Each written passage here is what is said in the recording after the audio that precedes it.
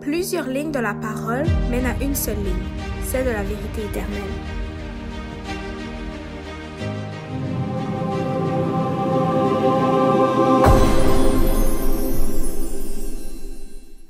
Donc, bonjour et bienvenue à chacun d'entre vous à cette émission à Allons à l'école du sabbat. Donc aujourd'hui, nous allons voir la dernière leçon de ce trimestre-ci.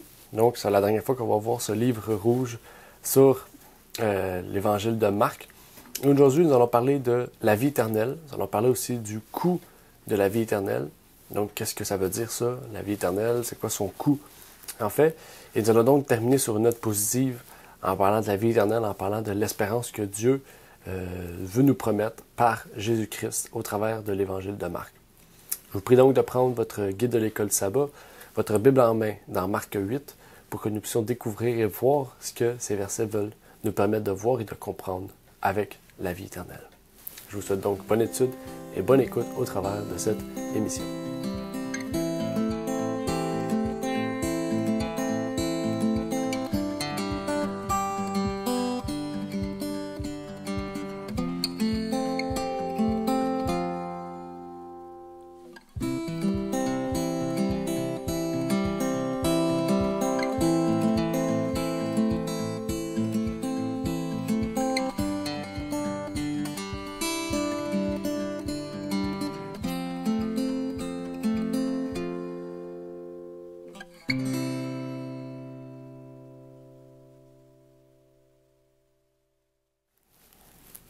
Donc, bonjour à chacun. Et donc, aujourd'hui, nous allons terminer sur ce livre de l'Évangile, l'Évangile de Marc. Donc, la première partie, on aura une deuxième partie sur l'Évangile de Marc. Ça va mettre fin donc aussi à cette année, à travers de octobre, novembre et décembre. Et donc, je vous prie aussi de vous procurer les livres. Donc, à la fin de l'ouvrage, vous voyez ici tous les livres, les 3 livres les populaires qu'on vend. Plus en dessous, il y a tous les autres ouvrages qu'on met à la disposition de chacun. On vous prie de pouvoir les procurer. Si vous procurez ces ouvrages-là, ça nous permet aussi de produire d'autres ouvrages et de permettre donc que la parole de Dieu puisse être propagée. Et donc, on vous encourage même de vous procurer ces gros ouvrages-là de l'école du sabbat.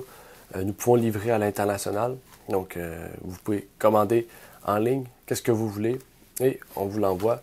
Et donc, c'est notre plus grand plaisir de pouvoir, par l'entremise de la maison d'édition, de produire des ouvrages et de permettre à tous, à chacun, de comprendre et de connaître davantage sur la Bible. Avant de commencer, nous allons donc faire les invitations habituelles. Je vous prie de vous abonner à cette chaîne YouTube pour recevoir donc toutes les nouveautés que nous allons mettre en ligne. On vous prie aussi de pouvoir commenter dans les vidéos si vous avez des questions spécifiques à la vidéo. Donc, on vous encourage à faire cela. Ça nous permet aussi de répondre à ces questions. Ça nous permet aussi, surtout, de pouvoir permettre à d'autres personnes, peut-être qui avaient ces questions-là, de trouver une réponse.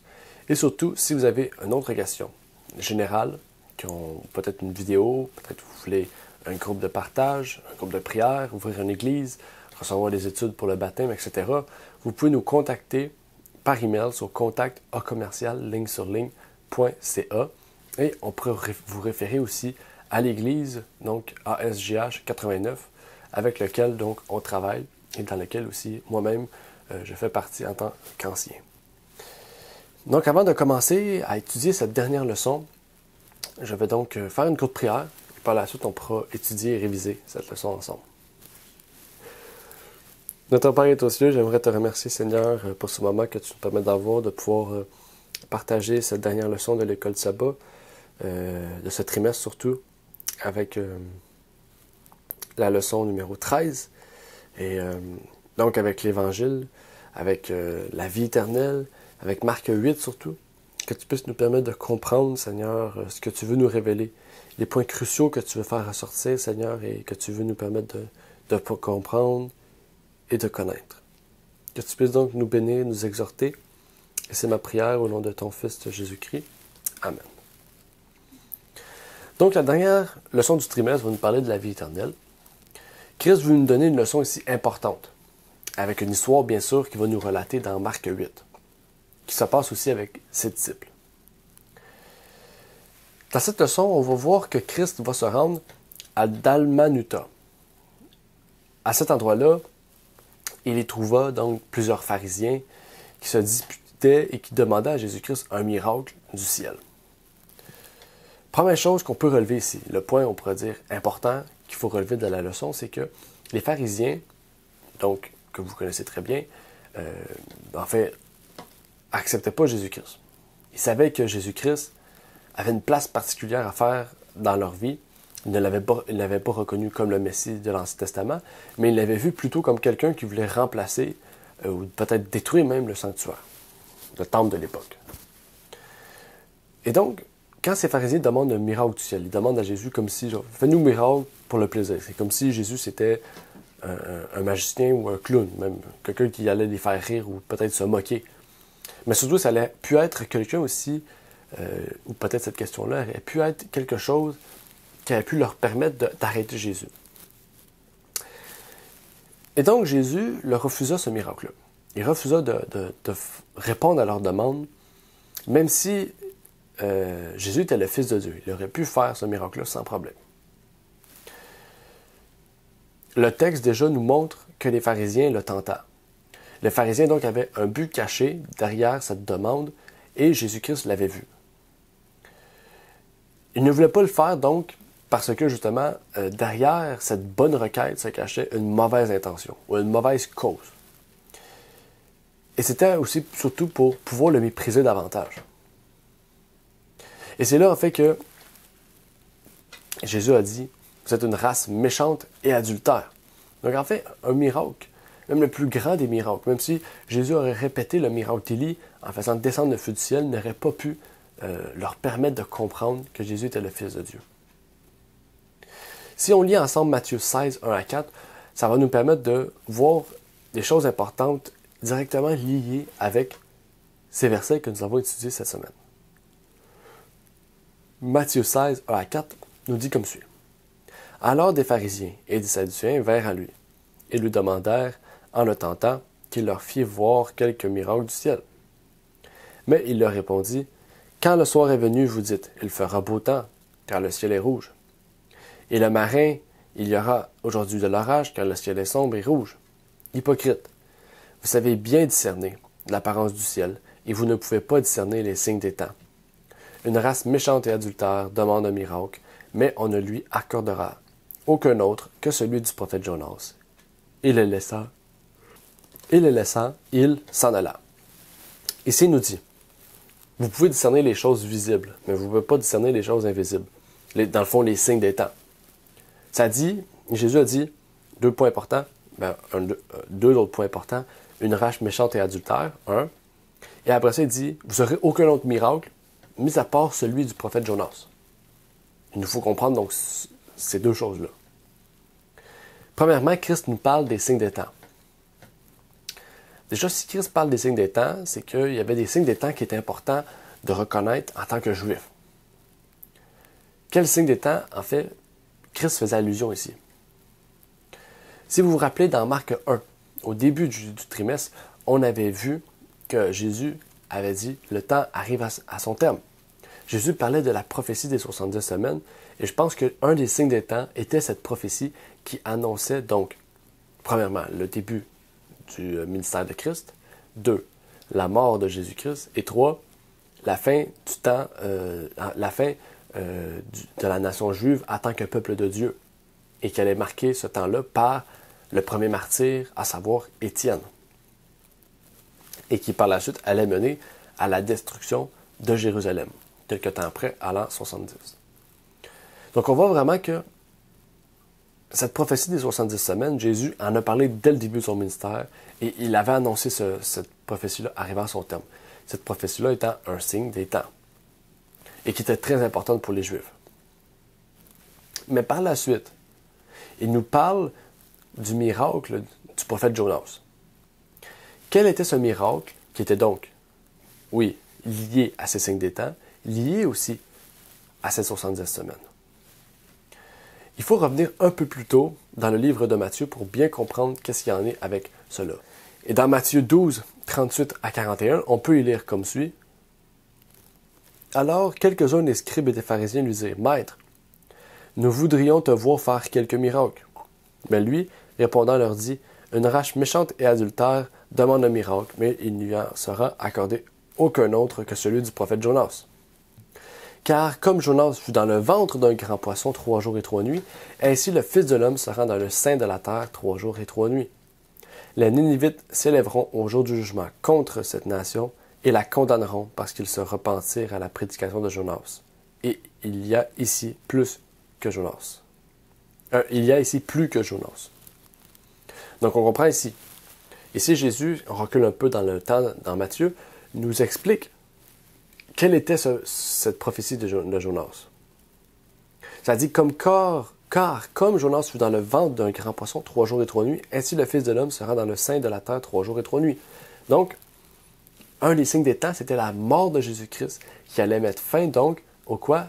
À la loi sacrificielle, à la loi cérémonielle, qui allait mettre fin à toute cette série de traditions, à cette loi légaliste et allait mettre place quoi? À la grâce du Christ et donc à la vraie loi qui est la loi morale liée à la grâce du Christ par la foi et qui nous permettra donc d'avoir et d'être héritiers de la vie éternelle. Et ça dit même que les Ninivites ont cru au prophète Jonas. Jonas est allé dans un peuple qui était païen. Et Jésus nous montre aussi, c'est un sous-entendu, que très peu de Juifs vont accepter son message, mais qu'il y aura beaucoup de personnes du monde païen qui vont accepter son message. On peut y lire dans Jésus-Christ à la page 400. Ellen White nous dit comme suit. Et comme la prédication de Jonas avait été un signe pour les Ninivites, ainsi la prédication du Christ était un signe pour ses contemporains. Mais quel contraste dans la façon d'accueillir la parole. La population de la grande cité païenne avait tremblé à l'ouïe des avertissements divins. Le roi et les nobles s'étaient humiliés. Petits et grands avaient imploré le Dieu du ciel et obtenu sa grâce. Ça dit quoi? Mais quel contraste païen avec de la façon d'accueillir la parole. Il nous montre un contraste ici, de la façon dont les Ninivites avaient reçu Jonas et de la façon dont les Juifs reçoivent Jésus. Il y a un contraste énorme entre ces deux tribus-là, entre ces deux peuples-là, auxquels l'un est païen et l'un est juif. Et ça nous montre aussi l'important que Jésus voulait relever ici. L'important, c'est qu'on parle ici d'une race méchante et adultère, et c'est la raison pour laquelle il y a une grande différence entre les Ninivites et les Juifs ici présents. Ça nous ramène donc au propos de cette race méchante et adultère qu'on va parler de maintenant. On peut se poser comme une question, comment les Juifs peuvent être adultères? En fait, si on prend l'adultère au sens strict, on se dirait que c'est absurde. Mais en fait, on peut être un adultère sans en prendre le sens strict. Par exemple, dans Jacques 4, verset 4, on peut y lire « Hommes et femmes adultères, ne savez-vous pas que l'amour du monde est une inimitié contre Dieu? Qui voudra donc être ami du monde se rendra ami de Dieu. » Il y a des points importants à soulever. Les Juifs s'étaient associés aux choses du monde.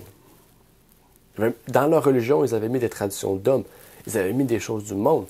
Et même leur éducation était centrée sur ce que les Grecs faisaient, etc. Et les Juifs étaient devenus, pas païens, mais étaient devenus mondains. Et à cause de cela, ils étaient adultères. Mais aussi, les Juifs s'étaient associés à Rome, dans plusieurs choses. Déjà, dans la mort du Sauveur, ils se sont associés à Rome. On va en parler ça dans le prochain trimestre. Mais ils se sont associés aussi à Rome par toutes sortes de choses futiles aussi. Et Rome était devenu donc un peuple vraiment adultère et méchant, parce qu'ils étaient tellement rigides dans leur religion, en fait, qu'ils étaient devenus méchants. Et là, ça nous amène tout de suite, encore une fois, à une histoire de bateau, mais là, cette fois-ci, encore une histoire de pain et de poisson. Cette fois-ci, quand ils se sont embarqués dans le bateau, ils n'ont pas fait face à une autre crise, on pourrait dire un autre ouragan ou une autre grande tempête. Mais cette fois-ci, les disciples ont oublié d'apporter du pain. La leçon, encore une fois, que Christ voulait ressortir, c'est que ça va faire 3 fois là, que Jésus a la possibilité de fructifier le pain.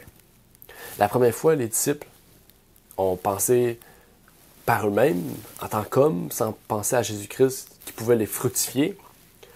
Pour une fois, on pourrait dire la première fois, on peut comprendre. Okay? On peut comprendre parce qu'ils avaient une mauvaise conception du Sauveur. Ils ont toujours eu une mauvaise conception du Sauveur jusqu'à temps que Jésus vraiment les quitte pour de bon à son ascension. Mais, une deuxième fois, la leçon passée, on a vu encore que Jésus a fructifié encore des pains et du poisson. Ils ont réagi de la même manière.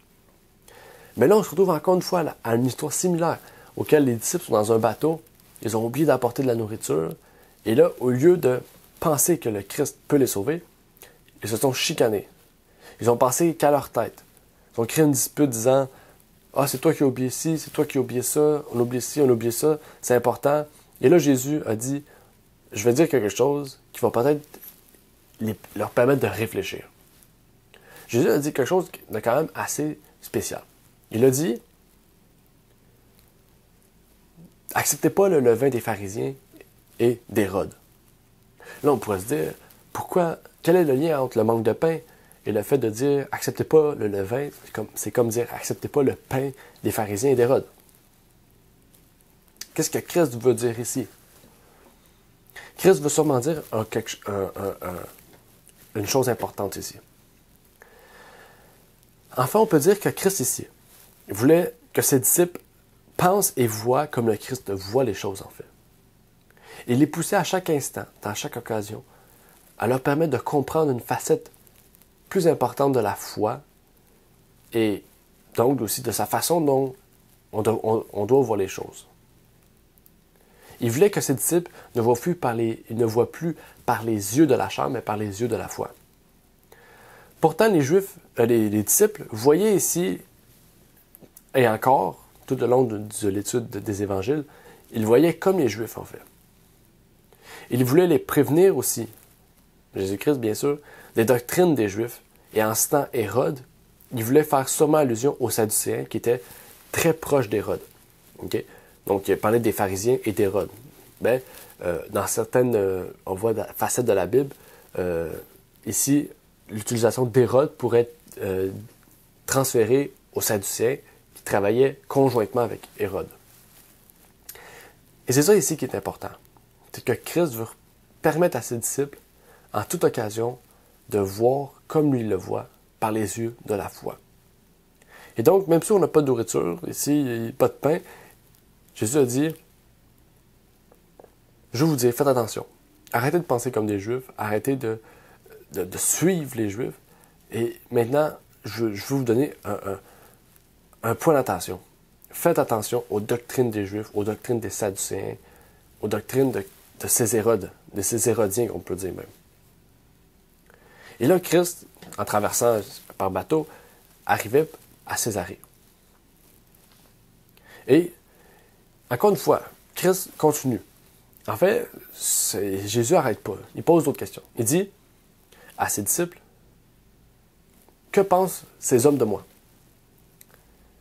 Puis là, ses disciples lui répondent, « Mais ces hommes-là pensent que tu es Élie, pensent que tu es Jean-Baptiste, ils font des réincarnations, ils pensent que tu es un prophète, ils pensent ci, ils pensent ça de toi. » Puis après, Jésus pose la question cruciale. « Vous, mes disciples, que pensez-vous que je suis? » Puis là, ses disciples ont dit, « Mais on pense que tu es le Fils de Dieu. » Et plus particulièrement, c'est Pierre qui répond cela. Pierre répond, « Je crois que tu es le Fils de Dieu. » Et là, Jésus a pu révéler quelque chose d'important. Et c'est là que Jésus a dit que Pierre, tu t'appelles Pierre parce que c'est sur cette pierre qu'on va fonder l'Église, etc., etc. Puis là, on dit que voilà, Pierre, c'est le premier pape, c'est lui et toutes les personnes qui vont suivre, tous les papes peuvent délivrer les personnes de l'enfer et les amener au ciel directement. Tandis que c'est pas ça du tout que Jésus a dit. Jésus aussi voulait montrer que, vu que c'est Pierre qui a répondu, ça sera lui un peu le fondement de l'Église chrétienne. Pour dire que ça sera lui un peu le leader de la première Église chrétienne. Que ce sera lui sur lequel, en fait, va se poser les fondations. Parce que c'est lui qui a répondu. Si ça aurait été Jean, il aurait dit la même chose à Jean. À Jacques, Barthélemy, je ne sais pas, tous les autres. Mais Jésus aurait dit la même chose. Mais le fait que c'est Pierre qui répond, Pierre a reçu un peu cette bénédiction-là de en fait, pas de cette bénédiction-là, mais de ce travail particulier auquel Jésus lui a conféré. Et cela a amené aussi Jésus-Christ par la suite à révéler les choses à venir qui le mèneraient aussi à sa mort. Il voulait encore revenir, exploiter un peu cette idée, mais aussi cette révélation que Jésus allait mourir bientôt et que les disciples allaient devoir affronter sans lui. Il parle ici de ce que les disciples auront à traverser aussi, quand il sera parti. Et surtout à devoir sacrifier. Parce que pour eux, pour l'instant, c'est assez facile. Ils suivent leur sauveur, mais quand le sauveur ne sera plus là, ils devront traverser, affronter des choses et sacrifier peut-être même des choses importantes. Mais la chose la plus importante qu'ils auront à sacrifier, que pensez-vous que c'est pour la gloire de Jésus-Christ? La chose la plus importante qu'ils auront à sacrifier, c'est leur orgueil. Et c'était la source, en fait, de leur dispute dans ce bateau, parce qu'il n'y avait plus de nourriture. Il voulait leur révéler, en fait, que si vous vous détachez de votre orgueil, vous pourrez mettre en avant Jésus-Christ, vous pourrez mettre en avant votre foi et voiler votre chair. Et Ellen White nous dit, dans The Upward Look, à la page 45, c'est le but de la rédemption. Non seulement d'effacer le péché, mais aussi de rendre à l'homme les dons spirituels perdus à cause du pouvoir écrasant du péché. L'argent ne peut être transporté dans l'autre vie. Il n'y est pas nécessaire. Mais les bonnes actions accomplies pour gagner des âmes à Christ, l'investissement fidèle du trésor confié par Dieu, sont transportés dans les cours célestes. Ceux qui dépensent égoïstement les biens du Seigneur pour eux-mêmes, laissant sans aide leurs semblables dans le besoin, qui ne pourront pas avancer l'œuvre de Dieu dans notre monde, déshonorent leur Créateur. Le vrai Dieu est écrit en face de leur nom. Le vol de Dieu est écrit en face de leur nom. En fait, Christ ici voulait démontrer que tout ce que la terre offre ne pourra jamais remplacer ce que le Christ offre. Et c'est là ici que Christ relève le point important de la leçon, à savoir que Christ offre la chose éternelle, la vie éternelle. Mais ce que la terre offre, c'est une chose qui n'est pas éternelle, qui est faillible, qui va ternir avec le temps. Et il y a dans cette leçon une leçon importante à prendre en considération pour chacun d'entre nous. Et pourtant, le Christ continue. Il continue en parlant de son second retour, de son retour sur terre. Il nous dit en fait que, un peu comme les Juifs, si on renie le Christ en étant méchant, en étant adultère, etc., il parle aussi de la récompense, de la mauvaise récompense, en fait, de la conséquence de notre choix de vie qui aura été contraire à ce que Dieu veut pour nous. Il nous dit que ceux qui me renient, je le renierai aussi. Il nous dit en fait que si vous me reniez, si vous ne voulez pas faire ce que je veux pour vous, eh bien, moi, je ne pourrais pas vous emmener avec moi. C'est normal. Donc, vous allez recevoir la mort éternelle, en fait. Et donc, il nous parle ici de l'assurance. Il nous dit, est-ce que vous voulez l'assurance des richesses célestes et éternelles ou l'assurance des richesses terrestres et faillibles? En fait, c'est une décision qui nous revient. Toutes les personnes sur la Terre en ce moment ont le choix de faire cette décision et on espère justement partager ce message-là avec tous ceux et celles qui peuvent l'entendre, de pouvoir permettre que tout le monde puisse prendre la décision en un choix éclairé. Elle nous continue de nous être dans The Upward Look en nous disant à la page 45 encore une fois, la pauvreté n'est pas un péché, à moins que par imprudence les hommes ne la tirent sur eux. Et même dans ce cas, s'ils se repentent, ils seront pardonnés. Ceux qui ont la foi en Christ comme sauveur personnel, même s'ils occupent une place modeste dans le monde, sont héritiers de Dieu et co-héritiers avec Christ, d'un héritage immortel. Ils ont une police d'assurance pour la vie éternelle. Exactement. Si on a Christ dans notre vie, si Christ est le centre de notre vie, si on n'est pas méchant et adultère, on a une police d'assurance qui est éternelle. Donc, pas besoin de cette police d'assurance sur terre. On a cette police d'assurance qui est au ciel. Une police d'assurance qui nous promet donc d'être assurés pour la vie éternelle. Il nous prépare une place. C'est ça que Jésus nous dit. Et donc, pour nous préparer une place, c'est parce qu'on veut cette place. Si on veut cette place, c'est parce qu'on va tout faire pour obtenir cette place. Et c'est ce que Dieu nous appelle aujourd'hui. Dieu nous appelle aujourd'hui à reconnaître Christ à reconnaître Christ comme le Fils du Dieu vivant pour recevoir donc cet héritage éternel qu'il nous a promis et qu'il va nous donner quand il va revenir. Donc, j'espère que cette fin de trimestre aura pu vraiment clarifier beaucoup de questions et c'était vraiment une bonne leçon qui nous révélait beaucoup de choses importantes en lien avec le salut, en lien avec la foi, en lien avec l'expérience aussi des disciples et ça nous montre aussi des choses à faire et à ne pas faire. Donc, j'espère que ce prochain trimestre sur la finalisation, donc la deuxième partie de Marc, pourra nous permettre de mieux comprendre ce livre et mieux comprendre aussi la parole de Dieu. Donc, prions.